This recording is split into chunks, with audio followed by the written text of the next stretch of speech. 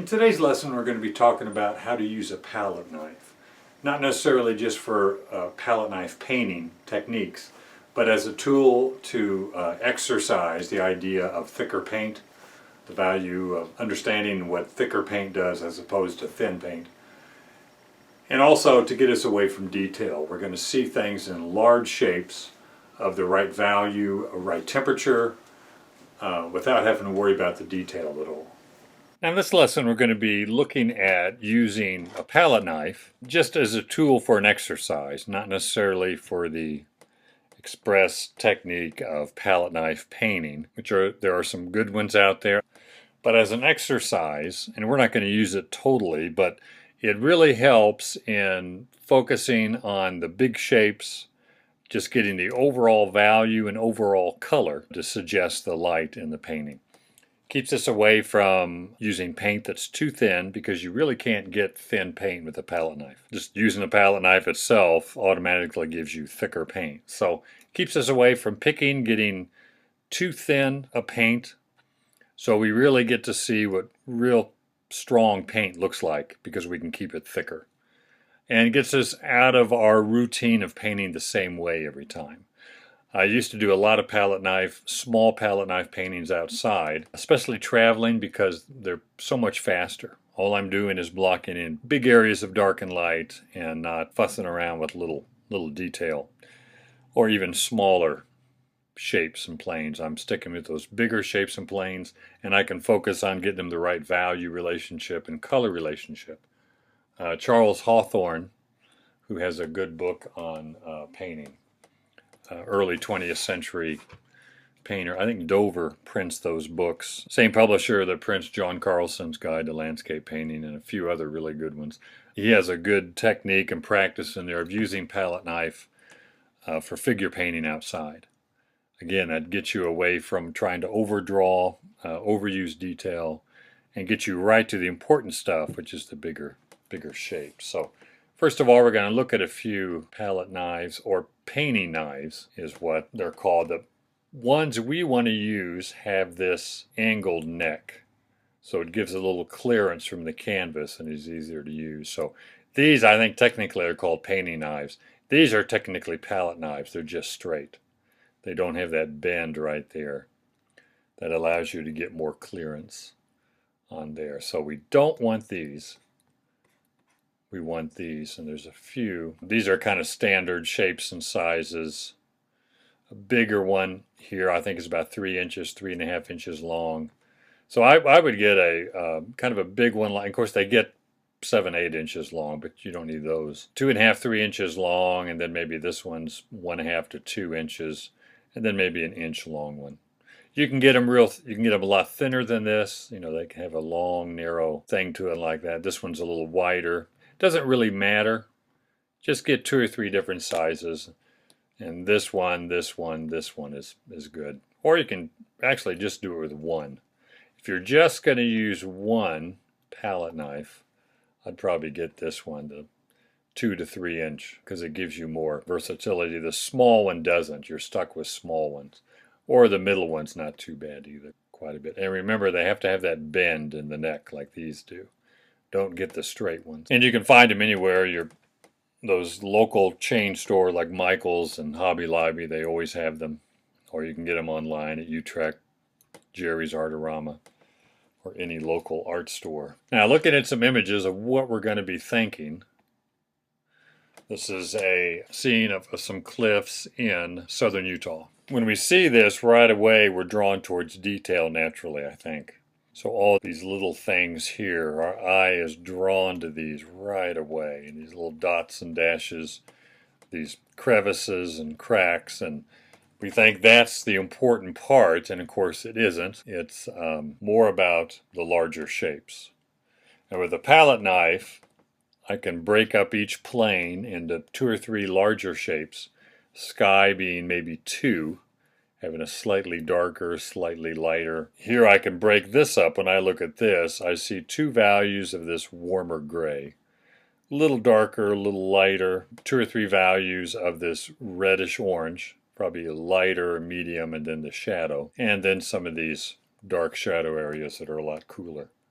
So I want to break it down into simple values and color, but I want to keep the paint thick enough that it has a big impact. If anything else, it helps you to really see what thick paint does for your painting.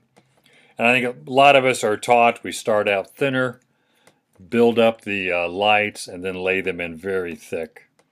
But our tendency is to start out thinner and just get a little bit thicker. We need to get out of that habit. And until we see what real thick paint does, like with a palette knife, it's just hard to break that routine. We tend to fall into habits and routine in everything.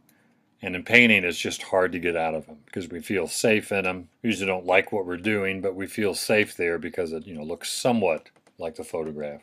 So break away from that and do some things that are outside the box of what you normally do. So I'm going to break these down into planes. I've got a plane here, a flat plane. Plane here, it's going to be a little lighter. This is going to be a third value for the kind of the ground area.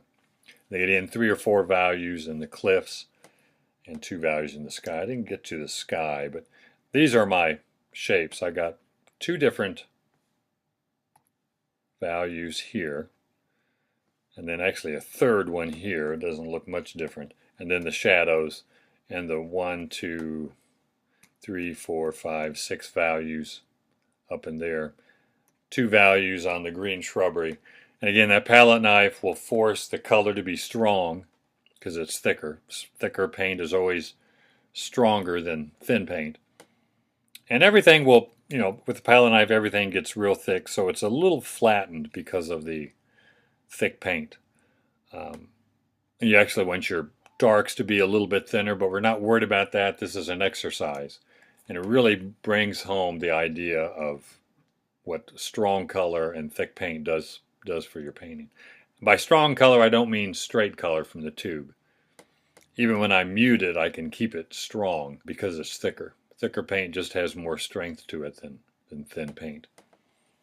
Obviously, this color here is pretty desaturated by so much white.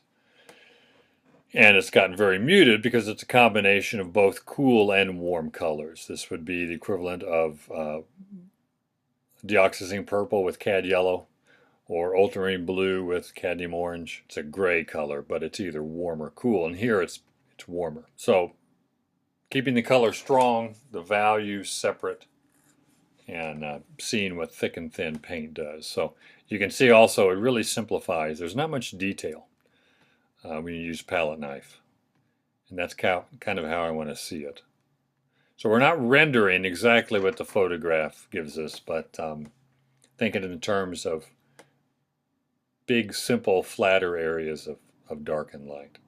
Now this is the one I'm going to do. And the first thing you want to do with all these images is to zero in on what the focal point, because that makes a big difference, so that you're not painting everything from side to side in the photograph or top to bottom. And my focal point is right in here. Some of the trees, this part of the barn, some of the foreground.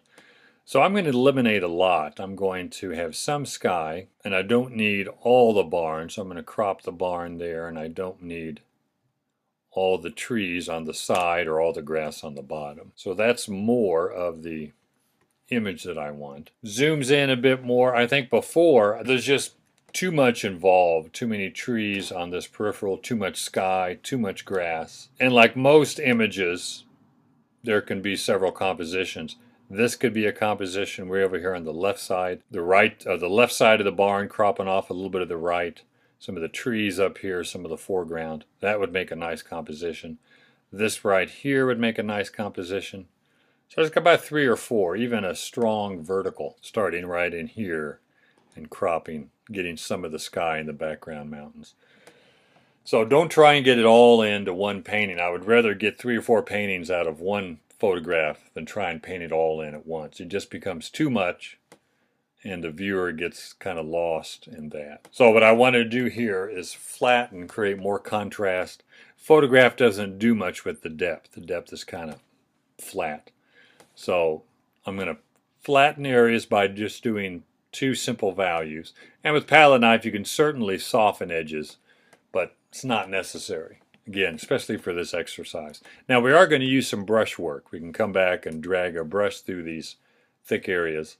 But I'm going to paint with the palette knife and use the brush just to get rid of some of the palette knife look. I do like to leave a palette knife feel in flatter areas, like in a few strokes on here on the ground, which is flat, although grass has texture to it. The flat, real slick area of the rooftops, real light, maybe the sky.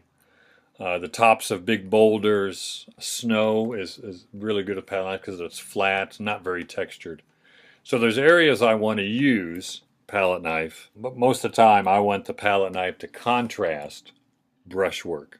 So if I'm going to use palette knife, it's going to be in conjunction with the brush. But in this exercise, we're just going to simplify and not worry about that too much. So that's what I want to see, is going from there to there. It gets rid of the details. I really have to focus on these big areas of dark and light. I can't focus on detail or thick or thin paint. It's all going to be thick. It's all going to be fairly strong, again, because of how thick it is. And it forces you to simplify this area up here in the left. If I were to cut this out, you wouldn't be able to tell what it is. But in relation to everything, those two big flat areas work pretty well. And that's the key, I think. Everything has to work together as one. So the whole is more important than the parts. So the fact that these don't look like trees really doesn't matter. The whole painting works together. And the whole painting suggests what this stuff is up in here and so on. So we don't have to over-render either, I guess is what I'm trying to say. Here is photograph also. And again, this is kind of cloudy day with some sunlight breaking through once in a while, which always creates a lot of drama. And compositionally, this is kind of my focal point right in here. Some of the cows, the fences at an angle, contrast of the darker trees against the lighter background. So I want to have some sky, but I want to get rid of a lot of grass. So I'm just kind of picking out the focal point, kind of the interest in there. And now my center of interest is maybe right in here, this cottonwood with some of the cattle. But I like kind of the long horizontal version of this. I could make a square or a rectangle out of there. But what I want to do is simplify the pattern of trees. And again, a palette knife helps me do that. The foreground's fairly simple, with the different varieties of green, yellow, orange, green, yellow, green, muted yellow, green way in the background here in the shadow on the mountains.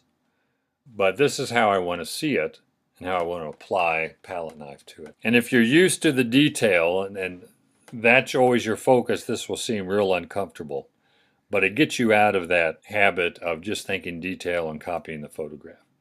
Because I'm choosing what to eliminate, because I can't put everything in. It's just too picky, and I can't pick with a palette knife. But also thinking about what we've always thought about, these are in shadow, these fields here, so the different colors of the cooler, darker shadow color against the different colors of the warmer, lighter sunlit areas.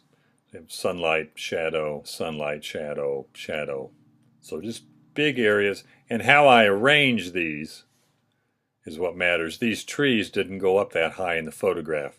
They stopped right on the edge there, and that created a tangent, which flattens everything out. But the minute I overlap the trees in front of the mountains, then the trees come forward, the mountains go back.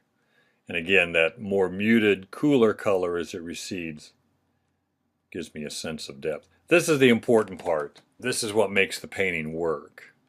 It's not the detail. And the detail might finish it off, but it's not what's important. So this helps us focus and practice on the important stuff. A lot of people, when they start using the palette knife, really like it because it does add an immediacy to it and gives you instant thick paint. Now the palette knives I'm using, this is the larger one. That's about maybe a 2.5 inch, 3 inch. Then I have this one, thinner palette knife. It's all kind of the same width and thinner, and then kind of the medium size of the bigger one. Now you can get smaller than this. I don't think you really need to. You can start picking away with a small palette knife, just like a tiny brush. So I'd stay away from the small ones. And I've got some mixed up here. This is the background greens. And these are the foreground dark greens. Blue, yellow with a little orange. And there's some Russian what are they called? Russian olive trees that are a lighter, more blue-green. And you have to see it as a, you know, it has to fit into one of those three greens: blue, green, green, yellow, green. And this is obviously more of a blue-green. It's very muted, so I see it as Viridian with a little bit of cad yellow and a touch of alizarin crimson. With the Viridian, which is a blue-green, being dominant. Now I don't have to use Viridian. I can use ultramarine blue, tiny bit of yellow, and then some alizarin crimson to mute it, because it's a very muted bluish green tree, but enough yellow in it to make it look sunlit. But it helps me to think that even though these are all different greens, they all have to fit into one of the three greens on the color wheel. And if I don't match the photograph, no big deal. I just want some variation of green.